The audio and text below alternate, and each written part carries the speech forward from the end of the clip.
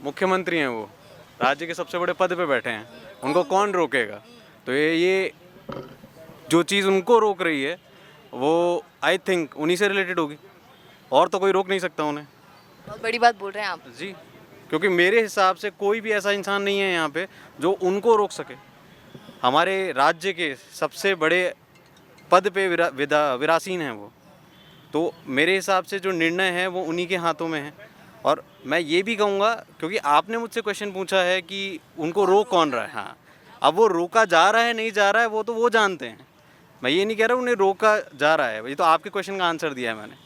तो हमें तो अभी भी यही आश्वासन है जो हमें कल बोला गया है, तो हम उस पर ही बिल्कुल पूर्ण तरीके से विश्वास करके यहाँ पे बैठे हैं। रही बात संख्या की हमारी, तो हम में से हमने कल सब लोगों ने पूरी तरीके से भूख हड़ताल चालू कर दी थी। तो बहुत सारे लोग थे जिनकी तबीयत भी ख़राब हुई है, तो उनको हमने रेस्ट भी दिया है। साथ साथ जो और लोग थे जिनके पेरेंट्स साथ में रहते हैं, उनको हम लोगों ने घर पे रहने के लिए भी बोल दिया था, क्योंकि टेम्परेचर आप देखिए 48 डिग्री सेल्सियस 45 डिग्री सेल्सियस के अंदर हर कोई सर्वाइव नहीं कर सकता। तो आज कितने लोग हैं जो यहाँ पर अनशन पर बैठे? 100 की तादाद में होंगे, अभी भी हम 100 की तादाद में। कुछ लोग डेलीगेशन पे भी गए हुए हैं, कुछ आ रहे हैं, कुछ आसपास खाने पीने गए हुए हैं, कुछ पार्क में जो बैठे। लोग आईसीयू में थे उनके क्या हाल है? उनके हाल, उनमें से एक मैं भी हूँ। हम लोग में से ही हम कुल मिला के आप कल यहाँ नहीं थे इसका मतलब? नहीं, मैं कल यहाँ था। मैं और मेरे एक जने, हम 7 जने थे। 7 जनों में से 2 दिन रह गए थे, बाकी ये आईसीयू में थी। और हमारे एक भाई हैं दीपक जी, राजवीर जी वो भी थे, और राजवीर जी वो भी आर्मी जो आर्मी से हैं, वो भी कल आईसीयू में थे। और उनकी हालत तो इतनी क्रिटिकल थी कि हमें डॉक्टर ने क्लियरली बोल दिया था परसों रात को ही कि ये पर्सन अगले 6 से 8 घंटे के अंदर इतनी बुरी स्टेज में आ जाएगा कि इसके ऑर्गन फेल हो जाएंगे। किसकी बात है? जो राजवीर जी, जो फौजी भाई हैं हमारे, उन्होंने फिर जी वो यहाँ पे हैं, मैं बात कराता हूँ आपकी। राजवीर जी जस्ट मिनट, एक बार शक्ल दिखा दीजिए आप। ये हैं सर हमारे आर्मी के। इन्होंने और हम लोगों ने सबने 106 घंटे से ज़्यादा भूखे रह के हमने क्रिटिकल पूरी क्रिटिकल कंडीशन के अंदर अपनी भूख हड़ताल जारी रखी थी। पर इन्होंने सबसे ज़्यादा हमारे साथ संघर्ष किया। इनकी हेल्थ भी ख़राब हो रही थी, फिर भी इन्होंने अपना जो भूख हड़ताल है वो बिल्कुल नहीं तोड़ी। अभी तोड़ दी है या फिर अभी हमने इनको तोड़वाई है, क्योंकि इनके ऑर्गन फेलियर्स के चांसेस आ गए थे, अदरवाइज ये फिर भी कंटिन्यू करते। आश्वासन क्योंकि मदन राठौड़ जी ने हमें आश्वासन दिया था कि आप इनकी जो भूख हड़ताल है वो तोड़वा दीजिए, क्योंकि हम इस चीज़ को आगे बढ़ा रहे हैं और आपकी जो चीज़ है वो प्रोसेस में है, तब जाके हमने इनकी जो भूख हड़ताल है वो तोड़वाई है। इससे आपको पता चल सकता है कि लोग आरएस मेंस परीक्षा को पोस्टपोन कराने के लिए भैया कितने सीरियस हैं। आप देखिए इनकी हालत इतनी खराब, ऑर्गन्स पूरे खराब होने वाले थे और तब जाके इन्होंने तुड़वाया। कब तुड़वाया ये देखिए, जब मदन राठौड़ जी ने कहा कि हम आपके साथ हैं, मुंह में मिठाई खिला दी, तब। क्या बोलना चाहेंगे सर? धन्यवाद कहते हैं मदन जी राठौड़ को।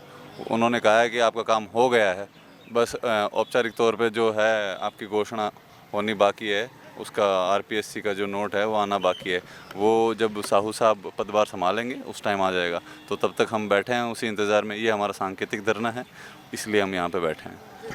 अच्छा, मेरा एक आप सभी से सवाल है। अभी जब मैं बोल रही थी यहाँ पे पीछे आप सब बोल रहे थे कि कैसे भाजपा सरकार जो है वो तिरंगा यात्रा तो जोरों शोरों से निकाल रही है, पर फौजियों की सुन नहीं रही है। फौजी यहाँ पर बीमार हैं, आमरण अनशन पर बैठा हुआ है, इस पर क्या बोलेंगे? कहीं ना कहीं थोड़ी सी तो है सरकार की, लेकिन सरकार ने समर्थन भी दिया है हमें। चीज़ों में थोड़ा टाइम लगता है कभी कभी, उनकी क्या परिस्थिति रही होगी वो हमें पता नहीं। लेकिन जब मदन जी राठौड़ ने हमें ये आश्वासन दिया है, वो प्रदेश के अध्यक्ष हैं बीजेपी पार्टी के, तो सही है। अच्छा, वापस रिपीट करूंगी, कल मैंने एक ही सवाल बहुत लोगों से पूछा, उन्होंने सही जवाब नहीं दिया। विश्वास करती हूँ कि आप दे देंगे। मैं सबसे बोल रही हूँ कि क्या सरकार ऐसा कर देती है तो उन्हें धन्यवाद देंगे? क्या उनके प्रति ऐसा महसूस करेंगे कि अरे वाह सरकार हो तो ऐसी, भैया हमारी बात मान ली? क्या कहेंगे आप? हाँ, कर लेती है तो। धन्यवाद तो हम ज़रूर देंगे उनको। बड़ा वाला, छोटा वाला, मिड वाला? बड़ाई वाला देंगे। राम राज्य सरकार है, हमारे प्रदेश की सबसे बड़ी सरकार है, तो डेफिनेटली केंद्र में भी वही अच्छा है। हाँ, ये इन्होंने राम राज्य बोला, मुझे एक बात याद आ गई। हम जब भी एंट्री करते हैं यहाँ राम जी की एक आपने पोस्टर लगाया, क्यों लगाया हुआ है? क्योंकि राम जी पुरुषोत्तम मर्यादा के एक प्रतीक हैं, जो कानून पे चलने वाले, जो कि इच्छाओं को पूरी करने वाले, तो हम उन्हीं के आदर्श पे चलने वाले। और जो हमारा हिंदुस्तान है, भारतवर्ष है, तो उन्हीं की आदर्श पे, तो हम भी उन्हीं के आदर्श इतनी सी सोच के साथ आपने वो लगाया। हाँ जी। हम शाम को उनकी आरती भी करते हैं। कहीं आप बीजेपी को इम्प्रेस करने के लिए तो ऐसा ऐसा नहीं। मैम बीजेपी को इम्प्रेस क्या करेंगे, हम पूरे देश को इम्प्रेस करते हैं इनसे। ये वो शख्सियत हैं जो कि हम इसीलिए कहते हैं भैया, जब आप ऐसे लोगों के बीच बैठे हैं, आप ये आरएएस परीक्षा देने वाले कोई मामूली आदमी तो होंगे नहीं, बोलेंगे तो बड़े ऐसे ही, तो जवाब भी ऐसे ही सुनिए। बोलिए बोलिए बोलिए, आप बोल रहे थे कि बीजेपी के लिए नहीं। तो वो तो सभी को पता है, भगवान राम पूरे देश के हाँ आस्था के आदर्श हैं, आस्था के प्रतीक भी हैं। उनको मर्यादा पुरुषोत्तम ऐसे ही नहीं कहते। इसीलिए हम हर शाम को उनकी आरती भी करते हैं, सो दैट कि वो जिस कैरेक्टर में थे, उन्होंने जैसे सच के लिए हमेशा आगे रखे एक राक्षस से लड़ गए, जिससे पूरी दुनिया डरती थी, उसके सामने अकेले जाके खड़े हो गए। वैसी क्षमता हम में भी डेवलप हो, इसीलिए हम उनकी पूजा भी करते हैं और इसीलिए हमने वो पोस्टर उनके सामने लगाया। तो अब आपकी बातों में ही सवाल आ रहा है, तो राक्षस कौन, मतलब किसको मारने के लिए लड़ रहे हैं? नहीं ये तो मैं कुछ नहीं सुनना चाहती हूँ, बताइए। राक्षस मैं बताता हूँ आपको। राक्षस वो हट है। राक्षस सिर्फ एक वर्ड बोला गया है, बट उसके मतलब बहुत हैं। राक्षस होता है किसी भी चीज़ का जो हट होता है वो। राक्षस होता है किसी के प्रति असंवेदनशीलता। राक्षस होता है किसी के प्रति नकारात्मकता।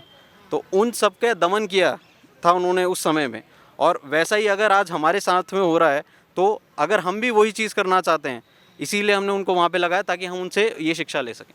हम लोग ऑलरेडी 106 घंटे भूखे रह चुके हैं और हमें इतना आश्वासन दिए जा चुके हैं, वो भी लिखित के अंदर। और फाइनली भाजपा के प्रदेश अध्यक्ष जी ने हमारा आके अनशन तोड़वाया है, जो कि अपने आप में एक तपस्या से कम नहीं था।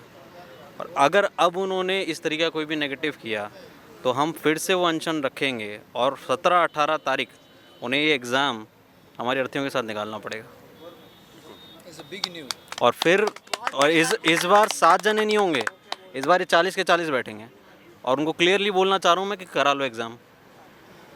ये जो 40 या जो भी यहाँ पे 80 जो भी भूख हड़ताल करेंगे ना, उनके साथ ही, उनके अर्थियों के साथ ही, सामूहिक अर्थियों के साथ ही आप पेपर कराओ।